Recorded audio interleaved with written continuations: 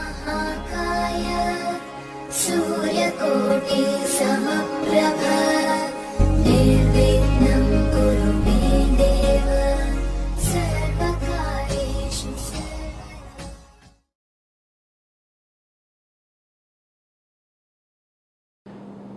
मेरे बहुत ही प्रिय और बेहद सम्मानित साथियों, हृदय की गहराइयों से अभिनंदन, बहुत बहुत हार्दिक स्वागत।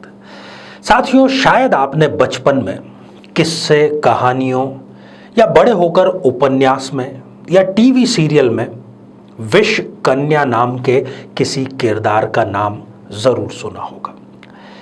आज हम आपको इस एपिसोड के माध्यम से ज्योतिष के एक ऐसे योग के बारे में बतलाने जा रहे हैं जो कि खास तौर पर उन लोगों के बेहद काम का है जो शादी करना चाहते हैं या शादी करने जा रहे हैं और कुंडली मिलान की उनको आवश्यकता पड़ेगी। विष कन्या योग। साथियों, यहां पर ध्यान देने वाली बात है क्योंकि ये जो शब्द है ये थोड़ा सा गुमराह करने वाला शब्द है। विष कन्या नाम सुनते ही एक तो हम ये निर्धारित कर लेते हैं कि ये केवल महिलाओं की जन्म पत्रिका में होता है क्योंकि इसमें कन्या शब्द जुड़ा हुआ है। परंतु साथियों, ये तथ्य सत्य से परे है। ऐसा नहीं है कि ये केवल कन्या की जन्म पत्रिका में ही हो, ये किसी पुरुष की जन्म पत्रिका में भी हो सकता है और प्रभाव इसके वही रहेंगे जीवन साथी के प्रति जो कि किसी कन्या की जन्म पत्रिका में रह करके होते हैं।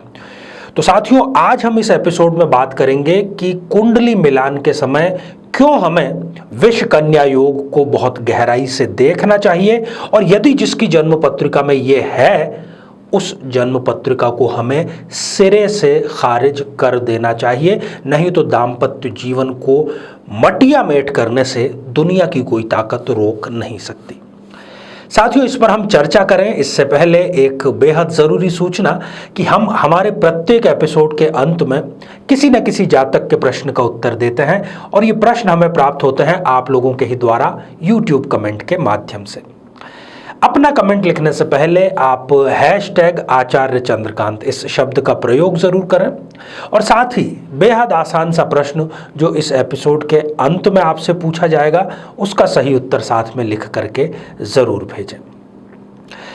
साथियों, वैसे तो इस विष कन्या योग पर हम पूर्व में एक एपिसोड बना चुके हैं जिसमें हमने किसी भी जातक की जो जन्म तिथि है और जो जन्म नक्षत्र है केवल उसके माध्यम से ये जानने का प्रयास किया था कि क्या उसमें विष कन्या योग है।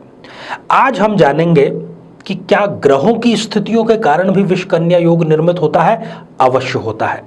और दूसरी बात, इसको हम अगले हमारे एपिसोड में भी इसका द्वितीय और आवश्यकता पड़ी तो आगे के भाग भी हम बनाएंगे, इसलिए आप इसको निरंतर जरूर देखें क्योंकि अधूरा ज्ञान हमेशा घातक होता है। उससे अच्छा है कि ज्ञान अर्जित ही न किया जाए। तो आइए साथियों, जन्म पत्रिका के माध्यम से हम एक उस स्थिति का विश्लेषण करें जब वो व्यक्ति को विष कन्या योग का निर्माण करता है। साथियों, ये आप स्क्रीन पर एक खाली जन्म पत्रिका देख पा रहे हैं। जन्म पत्रिका का जो छठा भाव है, षष्ठ भाव, देखिए यहां पर षष्ठ भाव लिखा हुआ है। यदि इस भाव में किसी की जन्म पत्रिका में कोई एक पाप ग्रह और साथ में 2 शुभ या सौम्य ग्रह, यहां पर ध्यान देने योग्य बात है, यदि इस भाव में कोई भी एक पाप या क्रूर ग्रह और 2 सौम्य या शुभ ग्रह एक साथ में हो तो ये स्पष्ट रूप से विष कन्या योग का निर्माण करता है। अब मैं आपकी सुविधा के लिए यहां पर बतला दूं कि पाप या क्रूर ग्रह जो कुंडली मिलान के समय है वो राहु, केतु, शनि, मंगल और सूर्य को माना गया है। और सौम्य या शुभ ग्रहों की यदि बात करें तो चंद्रमा, बुध, बृहस्पति और शुक्र, इनको माना गया है। तो इनमें से जो 3 है वो हमने आपको बतला दी। यदि छठे भाव में वो है तो प्रभाव क्या क्या देगा इस पर भी हम चर्चा कर लेते हैं।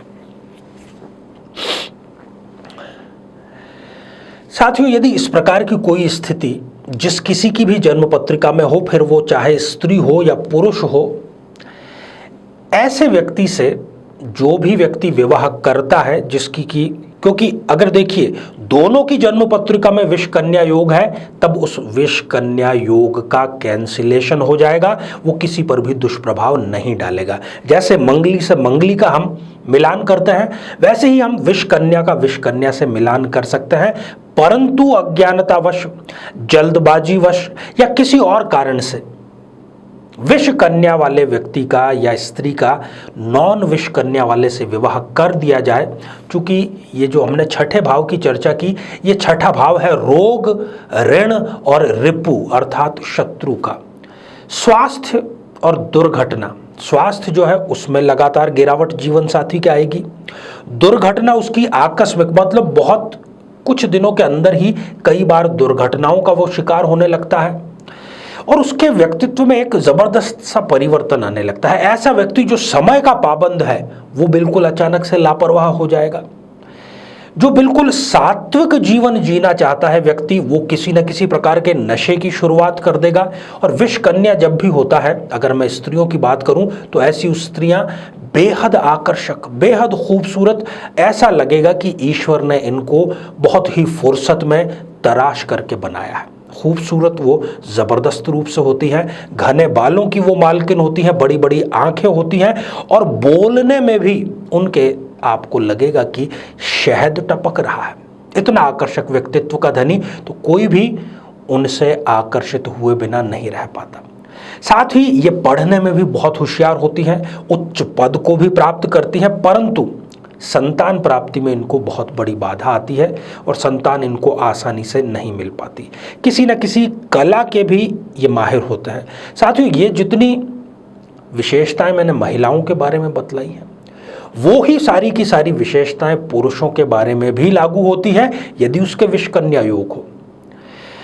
अब इसके ऊपर जो इससे भयानक स्थिति है वो ये है कि यदि जो भी व्यक्ति विष कन्या वाले से विवाह करेगा, वो चाहते हुए भी उससे तलाक नहीं ले पाएगा।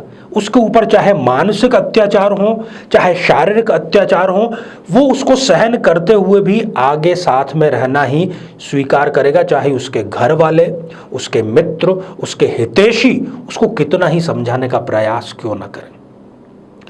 साथियों, ये एपिसोड बनाने का बहुत ही विशुद्ध उद्देश्य है, वो ये है कि आप कुंडली मिलान के प्रति जागरूक बने। मुझे बहुत पीड़ा होती है जब समझदार व्यक्ति बिना कुंडली मिलान किए विवाह करता है और बाद में जब हमारे समक्ष वो आता है तब स्थिति लगभग ये होती है कि चिड़िया चुग गई खेत। एक कहावत आपने अंग्रेजी में सुनी ही होगी कि precaution is better than cure. तो इसी सिद्धांत को आप अपनाएं, विद्वान की सलाह लें, कुंडली मिलान कराएं और उसके बाद में विवाह का संस्कार संपन्न करें। तो आइए साथियों, अब हम बढ़ते हैं आज के हमारे कमेंट के चरण की ओर। साथियों, आज हमने कमेंट शामिल किया है गुरु सेवक सिंह जी का, जो कि उन्होंने लिखा है बरनाला पंजाब से। गुरु सेवक सिंह जी, विवाह की प्रतीक्षा में आप इतने दुखी हो गए हैं कि आपने ये तक लिख डाला है कि क्या विवाह संपन्न होगा भी या नहीं होगा। लोगों ने ताने मारना शुरू कर दिया है और घर वालों ने तो उम्मीद ही छोड़ दी है। अब उनको लगता है कि विवाह अब सीधा शायद अगले जन्म में ही होगा। गुरु सेवक सिंह जी, मैं आपको यहाँ पर झूठी तसल्ली नहीं दे रहा, आपके विवाह ज़रूर संपन्न होगा। ये जो देरी हुई है उसका कारण है एक तो सप्तमेश गुरु का छठे भाव में जाना, गुरु की दशा का दूर दूर तक न हो पाना, ऊपर से आप मंगलिक भी हैं। मैं आपको यही सलाह दूंगा कि आप एक तुलसी के पौधे की स्थापना स्वयं अपने हाथों से करें, नित्य उसमें जल समर्पित करें। बहुत जल्द आप विवाह के बंधन में बंधेंगे। तो साथियों, अब आज का बेहद ही आसान सा प्रश्न। हमने आज चर्चा की विष कन्या योग की, चर्चा की उसके कुछ नकारात्मक परिणामों की।